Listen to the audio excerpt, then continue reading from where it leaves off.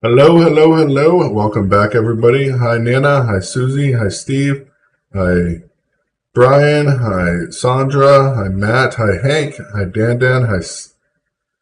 Hi, Berenger. Hi, Rodney. Hi, Bridget. Hi, Fabian. Hi, Richard. Hi, everyone. Hi, Michael. Hi, Mark. Hi, Barry. Hi, Billy. Yes, they didn't actually hit the consulate. They hit right next to the consulate. Now there's supposedly 12 missiles, not just the original ones that were reported. Now 12 missiles have hit near the consulate. No injuries reported yet from the consulate, so that's a good thing. Hi, Tia. Hi, Teresa. Hi, Donna. Hi, Joe. Hi, Jenny. You guys are joining in. Hi, Crystal. Trying to make sure I get everybody that comes in as you guys come in. But yeah, it's getting interesting. The rockets that hit, of course, now we're talking about as many as 12 ballistic missiles were launched from outside of Iraq, or outside Iraq, to a target in Erbil, according to state media. No, there's no immediate claims of responsibility yet. Nobody knows where the missiles or who fired the missiles. U.S. military said there's no casualties in the U.S. military yet from the attack. Of course, U.S. official that told us this on conditions of anonymity, so we cannot tell you who that was, but there is no casualties in the U.S. soil yet, or U.S. military or embassy. Um, we still don't know who's responsible. We're waiting for updates of that. Of course, Islamic State is a big question of if they, of course, perpetrated this. Just more devastating news to the U.S. here, watching what's happening, us getting attacked constantly, one thing after another. I mean, it's sad. It's a sad spot here in the U.S., of course, everything that is happening. Go ahead and talk about Ukraine. Of course, we're doing a call-in show tonight, so if you guys want to call in and talk about anything you want to talk about going on here in the U.S.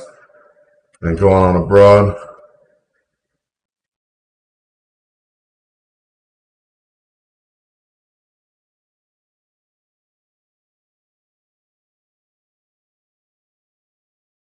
I don't know who gave a confirmation, but I can tell you everything that's happened so far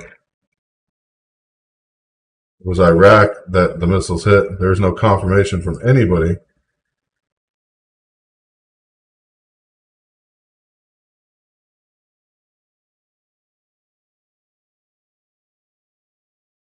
There has not been any confirmation yet. I am watching for a confirmation to come up. Um, Even U.S. military has not confirmed anything as of this moment. The latest updates, of course, coming in as we're speaking.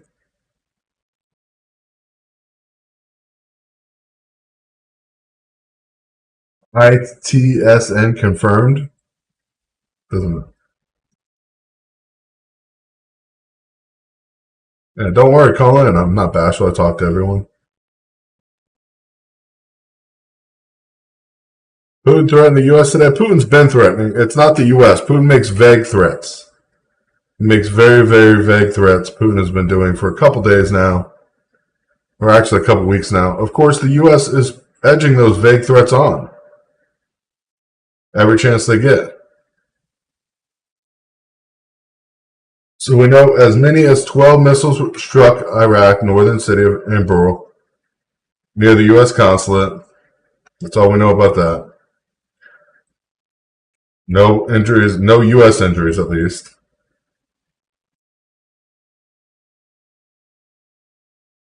We're still waiting on any information about who fired the missiles. Two Syria members in Iran. It killed two Syrian members were killed after Israel struck Damascus. This is supposedly a retaliation. They don't know where it's coming from yet, though.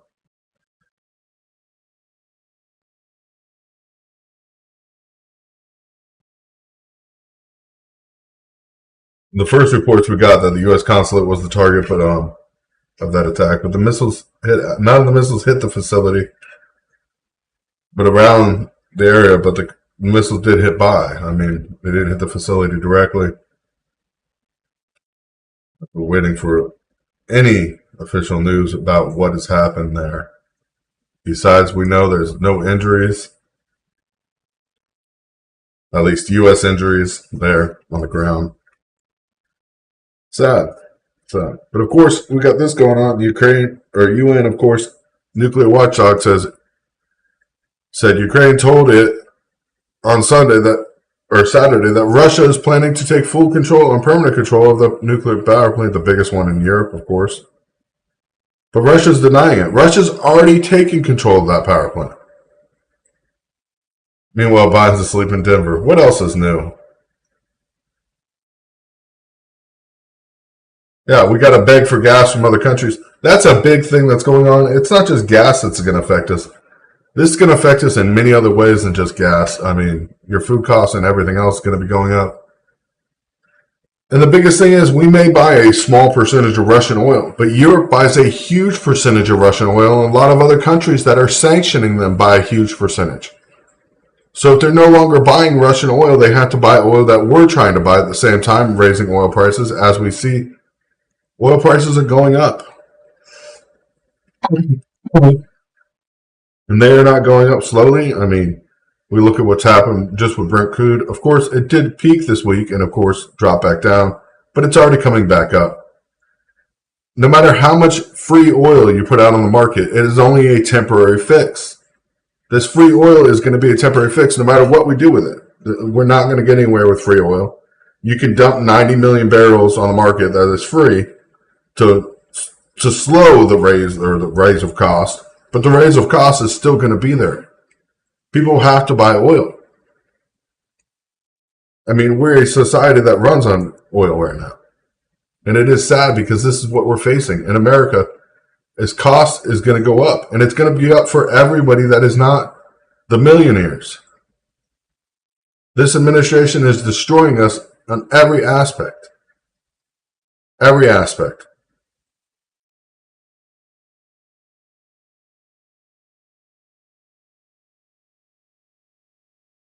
You're lucky you're only seeing 386. Here in Florida, we're past 450 a gallon. Yeah, didn't get the deal they wanted on the nukes. I'm sure Iran is pissed. This is all going to end up in a bad time. The Keystone Pipeline is just one of many things that Biden has messed up on, big time. One thing.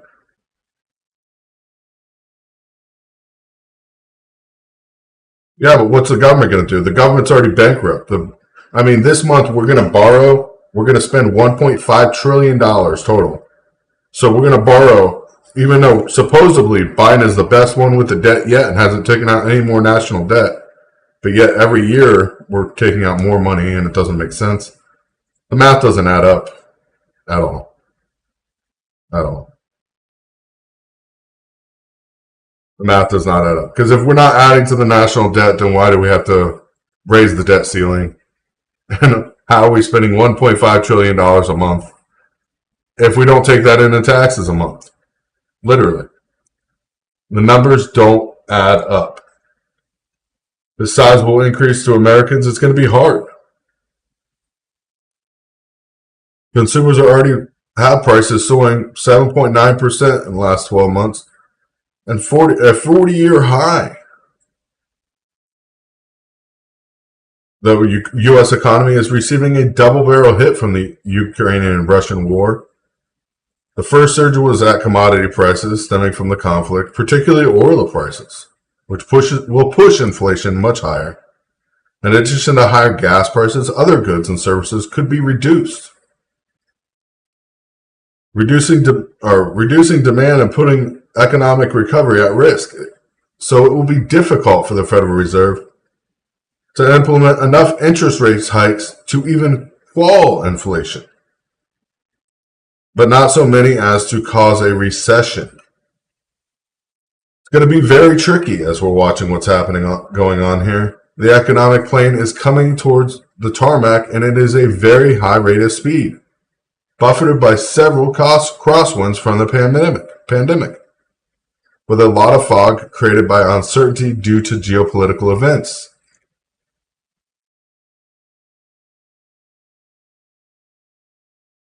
When we'll see an American recession, we don't know.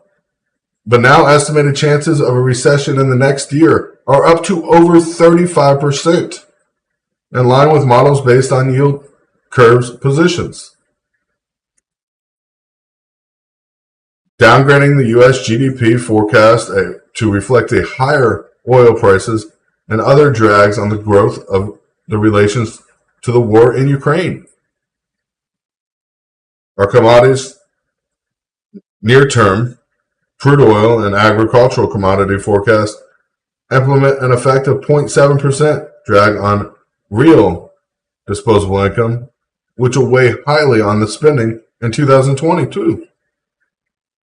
I mean, with Brent crude oil hitting $135 a barrel in as little as 3 to 6 months, up from $112 recently. I mean, these prices are going to hit us hard.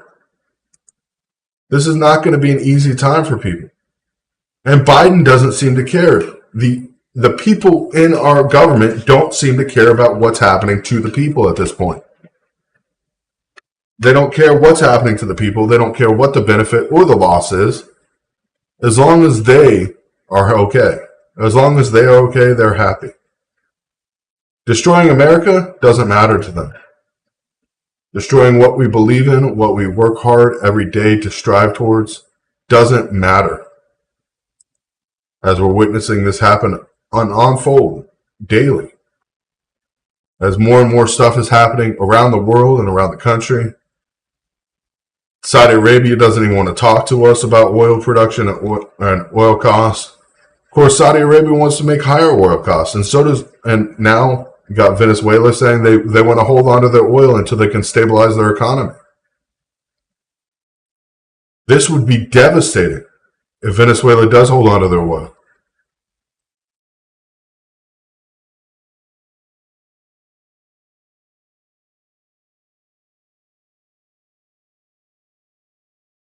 It would be devastating, truly devastating.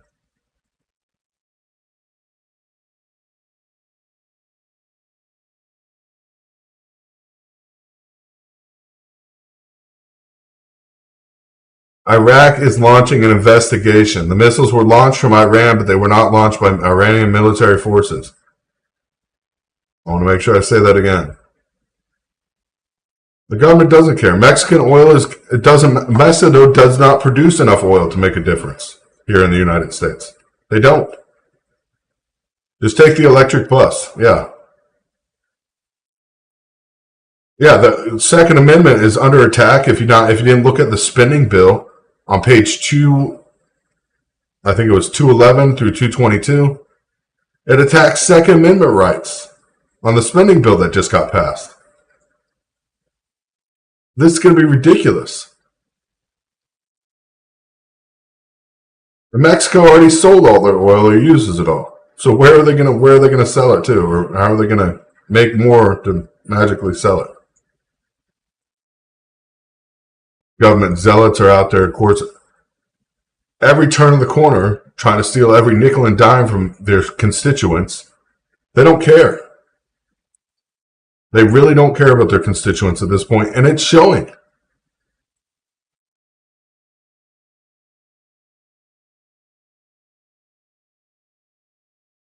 It's sad. It's sad when you have the biggest manufacturer of electric vehicles in the world telling the American people that if you don't start mining for oil, we're going to suffer huge consequences. We're going to suffer consequences anyways, but if you don't start mining for oil and producing enough oil to support yourselves, the consequences are going to be even huger. I mean, we have sell-off American dollars at alarming rates. Yeah, we may be seizing at $7 million super yachts docked in Italy that belong to Russian presidents or Russian oligarchs. Those don't mean anything.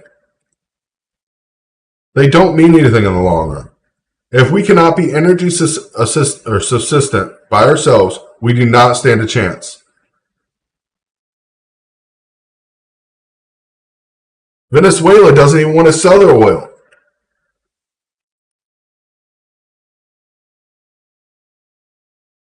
Venezuela doesn't want to sell their oil. Saudi Arabia doesn't want to sell us any extra oil. They know what's happening. They see Europe begging for oil now, the U.S. begging for oil. Of course, we were buying oil from Russia, a small percentage of our oil. But when you're talking about the European Union having to buy oil somewhere else, they were buying oil and natural gas at alarming rates from Russia. You got to think, before this happened, China signed a huge natural gas contract like they knew sanctions would come down on Russia. They bought pretty much all of our excess natural gas coming out of our mines right now. At alarming rates, we're shipping gas to China. We have to. Contracts have already been signed. Now there's talk of sanctioning China because, of course, they're trading with Russia. If we sanction China and drive them out of the market, our dollar will become valueless, worthless. The global demand of products comes from China. China's talking about moving to a gold-backed currency, which will make their currency more secure, long-term and now. Something the United States can't even start to do again. As a rapid printing of money, if we try to gold back our currency, people will realize their dollar is not worth 10 cents in gold. As we're looking at that and seeing what's happening in America, seeing what's happening around the world, this economic recession that people are talking about, or this depression, is coming. When inflation is hitting an all-time high and nobody can manage to control it, we're seeing devastation around the world. I mean, Russia's barely using any of their higher tech equipment, none of their newer planes, helicopters, or tanks.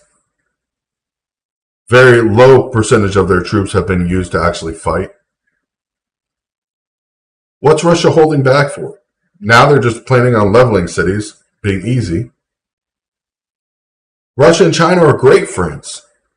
They're not just great friends, so is the UAE, Saudi Arabia, and Syria. And Turkey as well. Turkey's friends with Russia. And then you got Venezuela, another major oil. All the major oil producers besides the United States happen to be friends. That question's, where's the American dollar heading?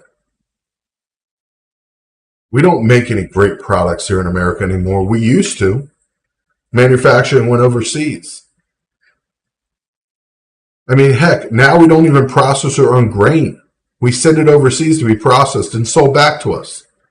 Try to buy dog food. Oh, wait, that's running low on shelves. I wonder why. Look where it comes from. We process grain, or so we harvest grain, sell it to China, and then China processes it to dog food or cat food and sells it back to us in alarming numbers. And we buy it. Because made in America does not mean what it used to. Doesn't mean anything. And it's affecting our everyday life. Everyday life here in America. Every chance we turn.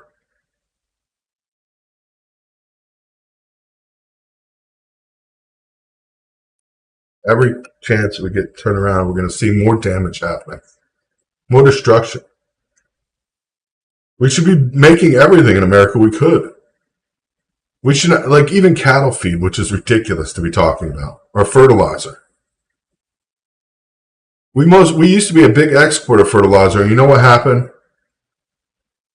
There was an accident here in Florida with phosphorus mining. And yes, it was tragic when it happened. And then we decided we should just stop doing it because it could damage our environment if another accident were to happen. You can't just stop doing something and buy something from a country that's not an ally, like Russia. Most of our fertilizer, urea, and everything comes from Russia. How are we going to grow crops with those sanctions in place? We're not buying Russian wheat. Wheat prices are going through the roof. Up 68% now. 68%. Ridiculous. Because we're not buying the wheat that Russia's making. Oh, but China's buying it, no problem. They're stocking up on everything they can. Natural gas, oil, coal. They don't care. They're buying it all up. Who's it affecting? It's not affecting Russia. Russia's not paying the bill. They're not seeing a really hit to their pocketbooks because all their goods are still being sold. Now we could tell ourselves this lie that their 30% hit on the market is going to be a permanent thing. No, it's temporary. They've already signed contracts to sell these goods to China, and that China takes possession immediately at sale, so they can't be seized at sea or transport. That means China owns them before they leave Russian territory. So where does that leave us? We're going to sanction Russia, and Russia's goods are no longer being able to be seized because China already owns them before they even leave Russia. It's opening up for another middleman, another way to raise the cost, because I guarantee they'll be selling that oil. China will be selling it to Europe or other countries with a markup in price. As global demand will skyrocket, keeping sanctions on Russia will be our most important goal. People will turn a blind eye to all of a sudden China selling oil and natural gas and coal, acting like, oh, it's normal. They mined it from somewhere. It is sad. Look at what we did in Afghanistan. We've been there for over 20 years. We pulled out and allowed China to take a free lease, basically free lease on lithium. Not us, even though we were there for 20 years, knew they were a very lithium-rich country, knew we could have exported that lithium and bought it for a very cheap price, moving forward with our dream of becoming energy independent and, of course, relying less on fossil fuels. But we didn't do that. We gave Afghanistan back to the terrorists, or the terrorist groups, and then we cry about it. We don't care about the soldiers we lost there. Obviously, our government doesn't. Look at what's happening. When is America going to wake up? Questions I ask myself every day. I mean, look back less than a year ago when oil was under $60 a barrel. Under $60 a barrel for oil less than a year ago. And then look at oil prices today. Look at the cost you pay at the grocery store. Look at the impact it's had on your life. Now, what's it going to be when that impact becomes tenfold? What are you going to do within the next 3 years? How are Americans going to survive? Our government doesn't invest money wisely. No, instead they raise interest rates when they want to take money back from the people. But the interest rates that the Fed raised doesn't go against the national debt this time. That's the strangest thing I've ever seen. Interest rates for the people, but not for the government. So who benefits? The people aren't benefiting from any of this. Where eventually we're going to be walking in bread lines waiting for the government to feed us. Because we're not going to make enough money to even have a house, much less food. Electricity will be scarce. Rolling blackouts will become common. A third world country is where they're pushing us today. It's time Americans stand up and do something about it. If we don't, we may never do anything about it. We see them coming for the Second Amendment. We see the gun laws and the ridiculous amount of denials coming through these background checks. False denials. Now over 98% of people that go through a background check are being denied because of system error. And now this new law that they put in place allows police to become federalized agents from the ATF to investigate every single denial. To do full in-depth investigations on that person's life because they applied for a gun permit and got denied. Come on.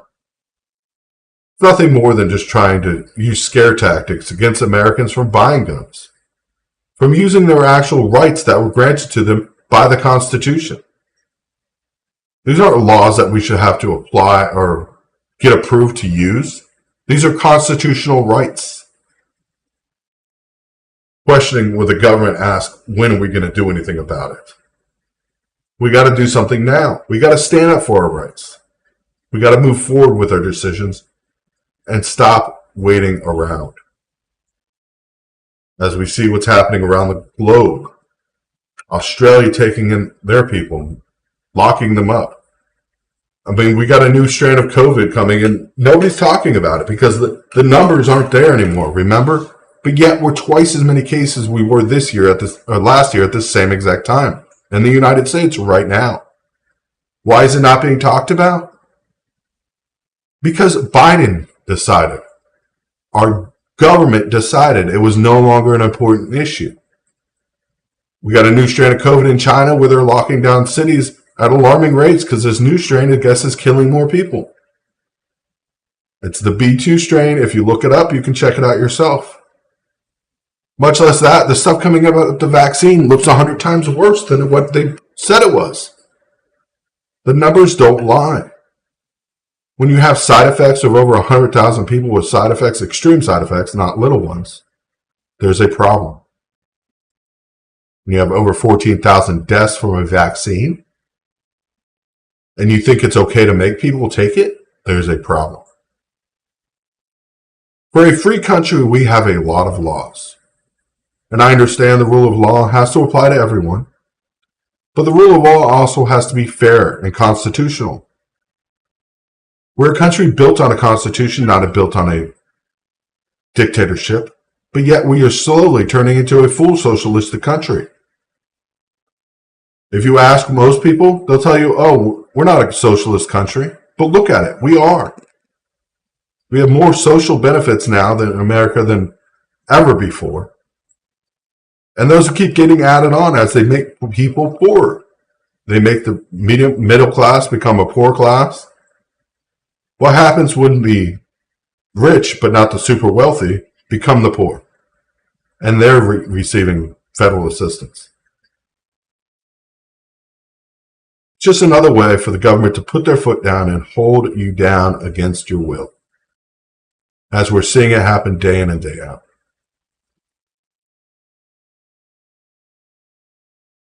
Yeah, those concealed carry license or those laws those states are passing are going to get pulled back with this new legislation that just went through. Pfizer coming out with a fourth shot before they'll even release the information about the first one.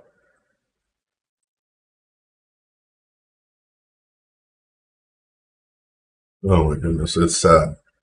It is sad. We definitely appreciate you guys' support here as we're raising money for charity. I know I have a lot to say tonight, but lots happening. This is our country and we need to take it back at this point. I'm not going to stay on long, but I'm going to say bless you guys. Thank you guys for being here. And I will try to be live tomorrow night. I don't know if I will, but if I am not, I will be back Monday. God bless you guys. Stand strong, stand tall, and God bless America. The problems we face today are problems we're going to be facing tomorrow. Remember that. Try to be nice to your neighbor and try to get them to understand what's happening too. Talk to them. Have conversations. It's the biggest motivator in this world. Hopefully we can take back some of these seats this year. Big vote coming up. I mean, we could turn the government around one way or another. At least stop them from making more ridiculous decisions that hurt us. We got to look forward. We got to move forward as a country, as a united country. God bless you guys. Have a great night, and God bless the USA.